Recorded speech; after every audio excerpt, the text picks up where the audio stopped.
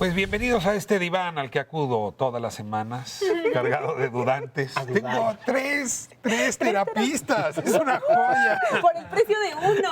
Exacto. ¿De veras me vas a cobrar un poquito? Me vas a cobrar así. Me vas a cobrar. Ay, mis miserias no merecen cobro, la verdad.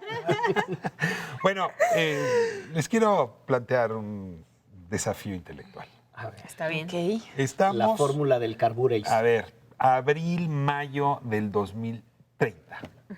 ¿No? Nos sentamos, estamos igualitos todos porque se descubrió un tratamiento para Sin evitar el envejecimiento. Leche Estamos de perfectos, cerro. digamos.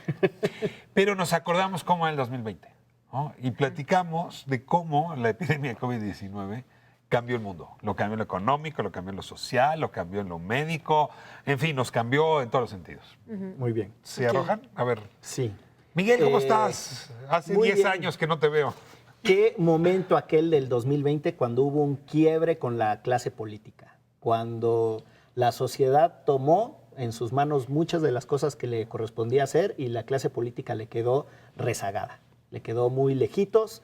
La gente se cansó de los pleitos entre políticos y me parece que fue un ajuste muy bonito del 2020 que nos dejó estas mejores instituciones de representación que tenemos hoy. Y Miguel, no quiero hacer historia aquí contigo muy fina, pero eso no empezó un poquito antes, en el 17, ya con el temblor. Ya venía. Se pareció, ¿no? Ya Pero venía, se aceleró. se el 20, consolidó en el 20. consolidó lo que empezó en el 17 y si me apuras, en otra medida en el 85. Ay, ¿se acuerdan de esa heroína que salió en el 2020, que era Susana Distancia, esta muñequita que estiraba los brazos y creaba un halo de seguridad. Un halo de seguridad. Hoy me siento distante de ti. Así Y decía descubrimos ella, ¿no? que la distancia era también algo saludable para nosotros, una sociedad tan muégano. Vimos que a 1,5 metros de distancia no nos pasaba pasaba nada. nada. si no te saludas de beso. Y al mismo tiempo... Pero qué padre, ¿no? Llegabas a reuniones y ya no tenías que saludar a todo el mundo de besos. O sea, ya Sí, pues, eso hola, lo ¿qué tal? hacías. ¿Cómo estás? ¿Qué vale, Sí. qué tal, bye? ¿Qué vale Sí. todos? A mí creo que lo que más me gustó es que ahí empezó el consumo responsable, sobre todo de alimentos y de cosas, y de trabajar con las comunidades directamente, que son las que producen las cosas. Como nos dimos cuenta que estas grandes transnacionales tuvieron esta gran crisis, pues entonces tuvimos que ir con quienes estaban cosechando la tierra, con quienes tienen todo el tiempo trabajando y teniendo sus granjas, para que pudiéramos alimentarlos primero en el corto plazo y ya después invertirle más a ese tipo de esfuerzos. Sí, y algo que nos habíamos olvidado en la ciudad, que era estar en casa y disfrutar estar en casa, volverse a cocinar, a tomarse el tiempo de trabajar, levantarse, cocinar, lavar los trastes, que luego el ritmo acelerado ya no nos permitía, y que también nos dimos cuenta que era lo que realmente necesitábamos para el día a día. Como decía Ishel, no necesitábamos 36 rollos de papel higiénico para tenerlos Por favor. almacenados en la casa, y que vimos también que en nuestras colonias, en nuestros barrios, estaba muchas de las cosas que necesitábamos, que no todo lo tenía que concentrar la gran plaza comercial. Oye, pero a ti te fue bien, ¿eh? Porque con eso del trabajo en casa o a distancia, en mi caso se acabaron los horarios. Los patrones me escribían a todas horas, no había horas límite. Yo sí disfrutaba cuando iba a la oficina, ¿no? 8 horas y ahí empezaba el trabajo y ahí se acababa. Ay, es que yo tengo un jefe muy bueno. En ese tiempo tenía un jefe. No te explotaba todo. El del 2020 fue un gran jefe. Ay, no. ¿Sabes? Luego A mí se volvió un monstruo. Otra cosa que me gustó de ese 2020 es la reconfiguración de la noción de frontera. Esta idea de que las amenazas vienen de afuera y solo vienen las amenazas de afuera se cayó. La ayuda también viene de afuera. Mucha de la ayuda que rescató a los países y que permitió que se superara esa crisis tenía que ver con las posibilidades de intercambio más rápido entre sociedades, entre culturas, entre economías. Y eso puso de manifiesto que la noción de frontera es muy arbitraria. Y en el mismo plano, creo que también estas grandes potencias, el verse afectadas, te das cuenta que todos y todas en este mundo, a pesar de que económicamente sean súper poderosas, tienen su punto débil, ¿no? Sí. Y Ahí tuvieron es que cuando aprender. vimos que China tenía con qué y Traía- los vecinos del norte no tenían con qué. tenían. O sea, Y la que- diferencia entre una potencia y otra, creo que Exacto. ahí empezó ya a notarse pues Por mucho eso se más de lo... reconfiguraron los sistemas de salud, incluso en Estados Unidos, y hubo una reconfiguración del el Estado Social de Derecho. Y que por primera vez hubo una razón para aplazar los Juegos Olímpicos que no había sucedido antes ni en los periodos de guerra, sino que en ese 2020 los Juegos Olímpicos se suspendieron y se pospusieron para el 2021. Ahora, yo sé que ya no se acuerdan de qué era aquello, pero los medios que andaban muy maltratados entonces, ¿se acuerdan que estábamos en el 11, ahí en el Sí, sí, sí. 2020? Ay, sí. con unos camarógrafos súper chidos. Sí, Era olvídate, una el producción productor era- genial. Producción Sí. genial. A ver, los medios estaban muy golpeados, ¿no? Sí. Decíamos benditas redes sociales, porque ahí está toda la información. Hombre, aquella epidemia lo que hizo fue que la gente volviera a necesitar pues, profesionales de la información que les confirmaran la información, y sobre todo para combatir tanta noticia falsa. Así es que se relativizó. Las redes siguen habiendo uno que otro loquito todavía, pero sí los medios volvieron a tener voz y legitimidad.